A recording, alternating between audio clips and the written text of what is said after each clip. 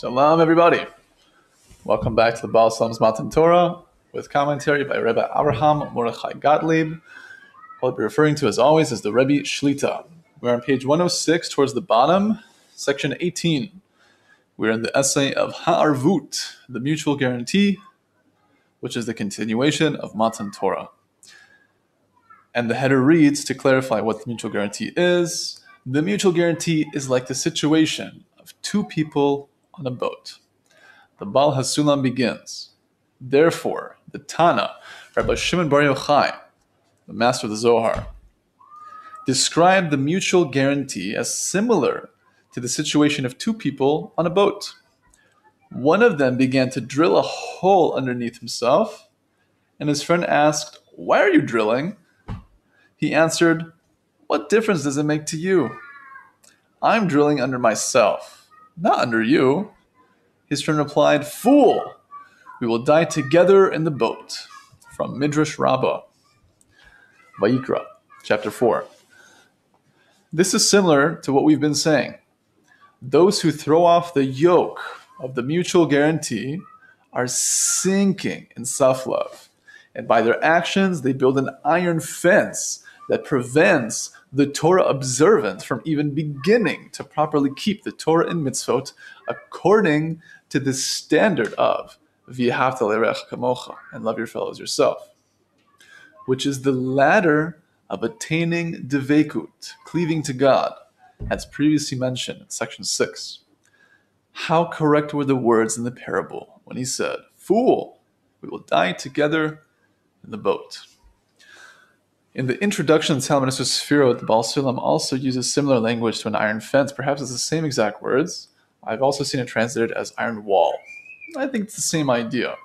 There he says that there was an iron wall between the ultra-Orthodox, the religious community, and the true wisdom, the Chochmat HaEmet, the Kabbalah. And he says it's this particular center point of this iron wall that's not letting the Jewish people, at least the ones who are seemingly observant, connect to the innermost aspect of the Torah, and thus that is what is causing our extended exile, our galut. So it's interesting to entertain the vicious cycle we have here with the language of, by their actions they build an iron fence that prevents the Torah observant from even beginning to properly keep the Torah mitzvot according to the standard of, and love your fellow as yourself. Meaning, if one is not exposed, involved in, or have anything in their system of Torah learning or their life of Torah and mitzvot with these inner matters, with the aspects of pnimius, the matters of the soul, the matters of loving the other, and the like, then there's no chance, absolutely no chance to progress and to refine oneself in this generation. Now I quote Rabbi Yitzchak Breidowitz Shlita, the Kilis Rav of Or Sameach, who said on the Jewish Learning Institute recently, it's a popular YouTube page with lots of Torah, and he said there in a video called "What is Kabbalah?" if I'm not mistaken, and he said, Bubby and Zadie, Grandma and Grandpa, didn't necessarily need it. Their generation was more refined. But already in our generation, a generation of great decadence and coarseness and ego, to combat the great darkness, we need a great light. The Baal HaSulam has, in essence, repeatedly said the same exact words, and that's the generation we're in now. So to contemplate that if someone is not connected to the matters that expose them to even the ideas of desiring, not even to do acts of giving, at least to desire to be able to do acts of giving, or desiring to do the acts of giving, so on and so forth, then by definition they're ensconced in self-love. What else could they be doing? They could imagine that they're giving, but really it's giving in order to receive. It's the stage of development, the stage of education, as we've spoken about, in contrast to the stage that we're born in, which is receiving to receive. But to be truly giving, wow, I I can only imagine, because I don't think I've ever gotten there. It takes a lot of time. A lot of refinement, a lot of learning, a lot of practice, a lot of nullifying oneself, so on and so forth. And if we're not doing it, then by definition, we're building an iron fence around ourselves, and therefore around the whole of Klal Yisrael and the whole of the world, because we are taught that we are, in essence, the nucleus of the world. We are the soul of the world. So the Baal HaSulam says in the introduction to the Zohar, towards the end of the Sefer, the end of the book, he says, because Klal Yisrael is not focusing on the innermost aspect of the Torah, being the Kabbalah, therefore the world also looks at the innermost aspect of the world, which is Klal Yisrael, as something not important. Because we treat Kabbalah as something superfluous, extra, not important, so too the world treats us as if we are superfluous, extra, and not important. Because everything we do is reflected in the world. We can look in the world and point our finger and judge, but really we're pointing the finger at ourselves. We need to, at least. Because the Rebbe Zatzal says that, why is the whole world made for you? On one side, we can say that we are all pieces of Adam Harishon. The world was made for Adam. So the world was made for me, because I'm a piece of him. True. At the same time, the world was made for me because every single person I see outside of myself is telling something about me. If I see a lacking, if I see an iniquity, whatever I'm noticing in others is actually the Creator revealing in my consciousness something that I'm able to notice about myself and to hopefully ask for help in order to fix it. So God willing, we can continue to be exposed to such matters in hopes that it'll be like the water dripping in the rock in the story of Rabbi Akiva, the greatest of his generation, someone who had 24,000 students to him, one of them being Rabbi Shimon Bar Yochai, master of the Zohar.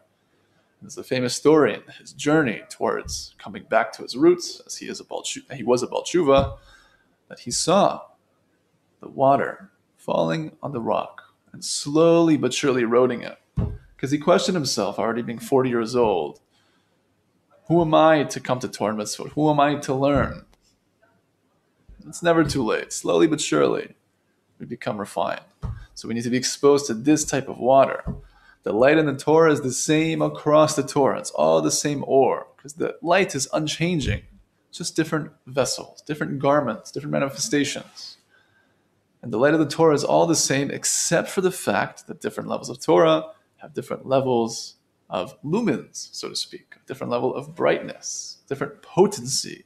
And this generation absolutely, undiplomatically needs the potency of the inner aspects of the Torah, or else we will not be able to correct ourselves whatsoever. The Rabbi Shita says on the comment of, "Fool, we will die together in the boat," as the man responds to the person who digs a hole under himself. The principle that those who act out of self-love spoil the society is true not only for an ideal society that has accepted a mutual guarantee, but in any society. If someone acts out of self-love, it will always project a message of indulgence, and it will strengthen to a certain degree the character of self-love in the society. Thus, if you act out of self-love, you not only cause damage to yourself, but also to others. We're all in the same boat. Or the notion that I said in the prior class that we're all pieces of the puzzle. You change one piece of the puzzle, you change the whole puzzle. So on and so forth. This contradicts the entire foundation of Western culture, which asserts that a person can do whatever he or she wants as long as it doesn't bother or harm anyone else. The most abominable affairs are permitted on condition that they don't hurt another person. According to Judaism, however, this is not acceptable at all. For since all of Israel are guarantors for one another, when someone acts to fulfill his or her lust without any explicit harm to others, he or she actually causes tremendous harm by transmitting a message of self-love that spoils the whole world. Or in modern terms, or more modern, more new age terms, he sends frequencies and negative energy into the world. Bad vibes, man. It's all talking about the same thing. There's a lot of truth in the wisdom of the world, and it all is rooted in the ultimate wisdom of truth, as we are learning about here. Furthermore, according to the inner meaning of the Torah, the matter is even more severe, even without dealing with what are considered abominations.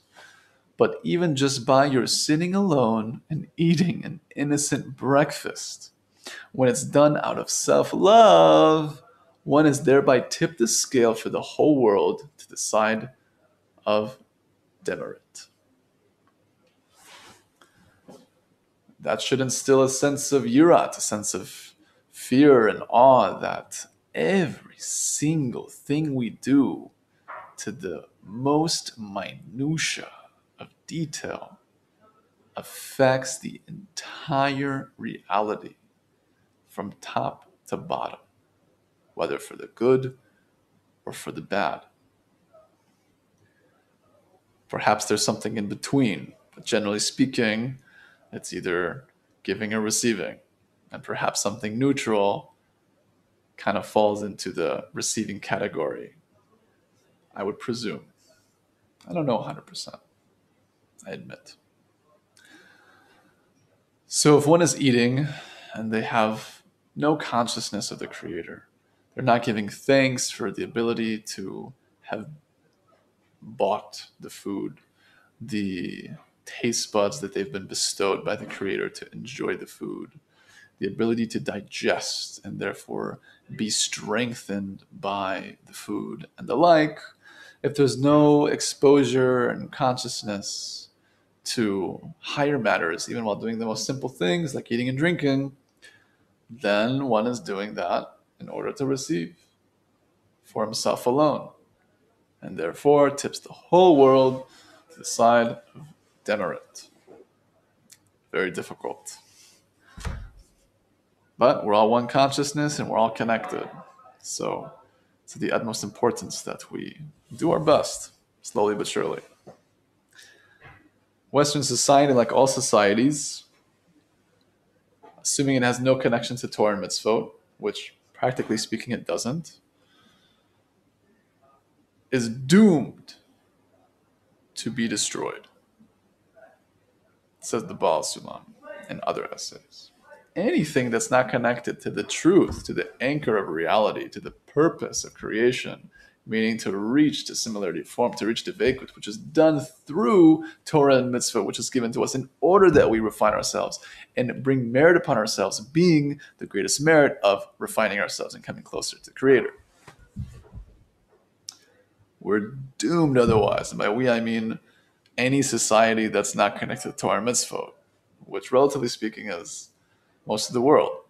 It's bitter to say that, even the Holy Land, even Klal Yisrael, the state of Israel, is not in essence and in truth a Torah state. Far from it. There's aspects of it. Thank God, there's still many things traditionally and even in law, in terms of marriage and the like.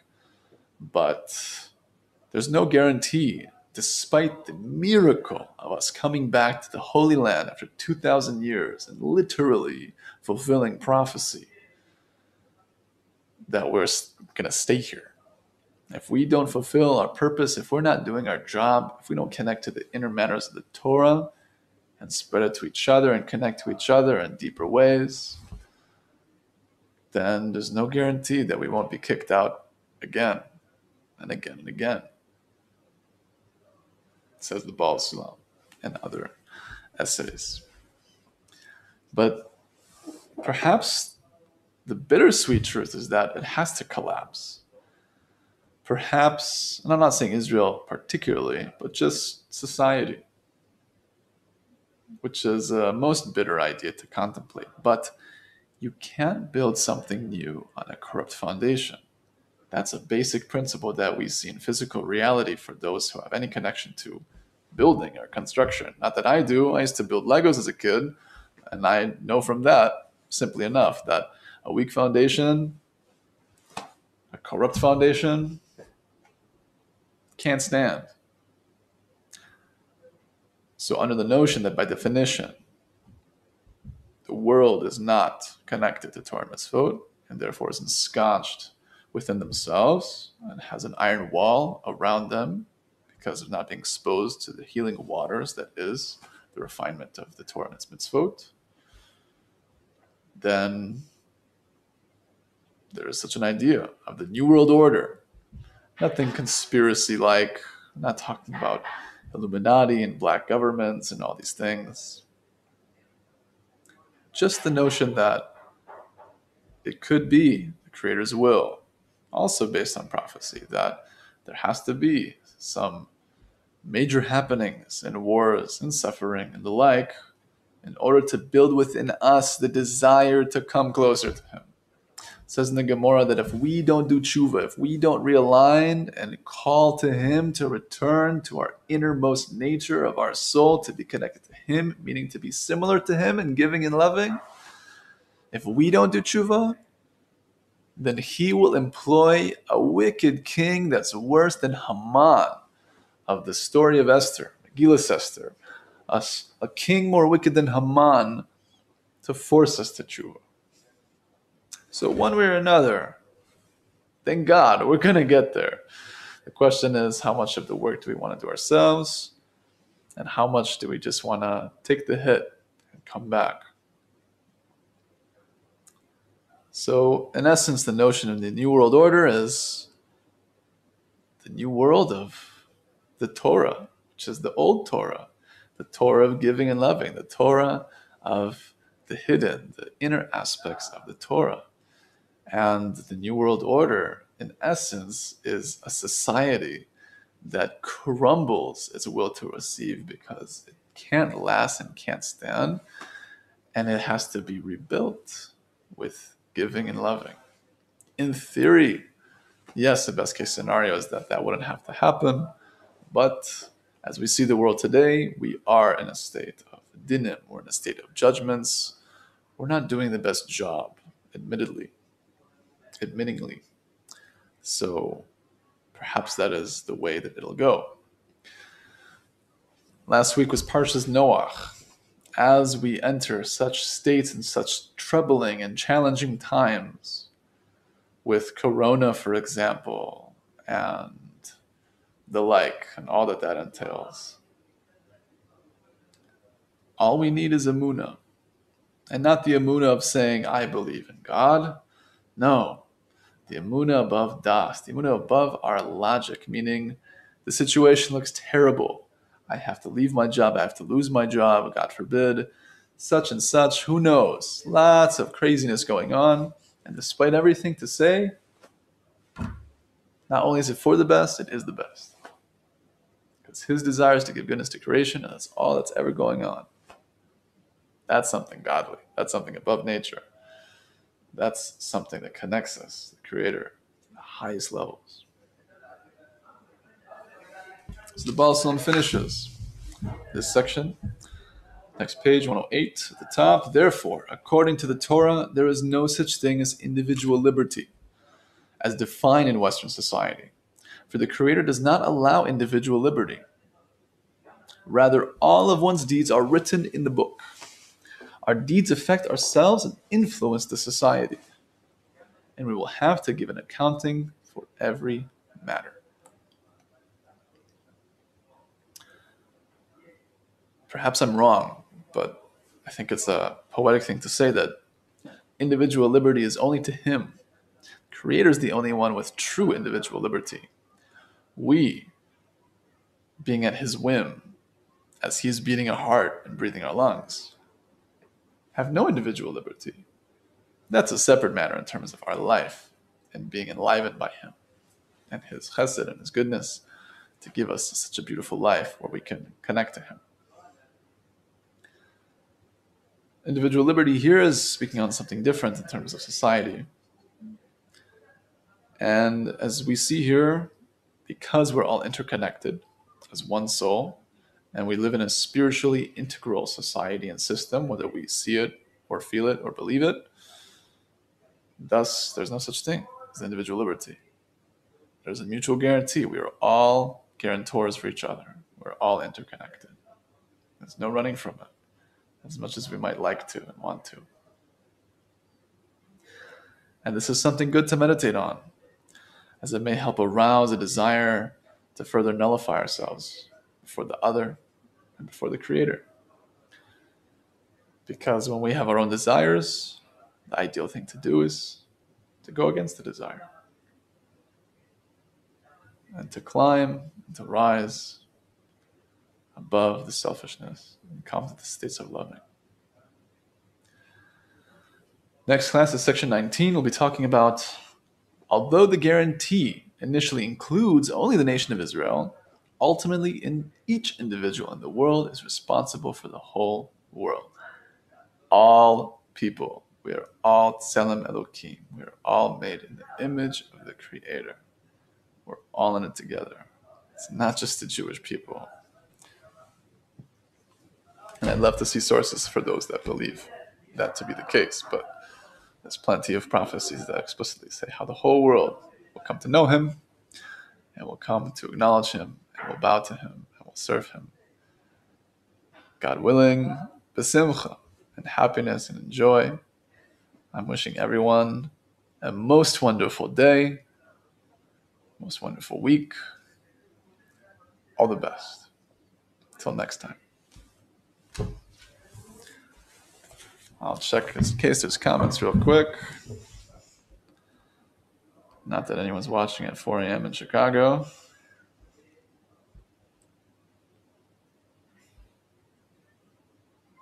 Tov. Kol Tuv.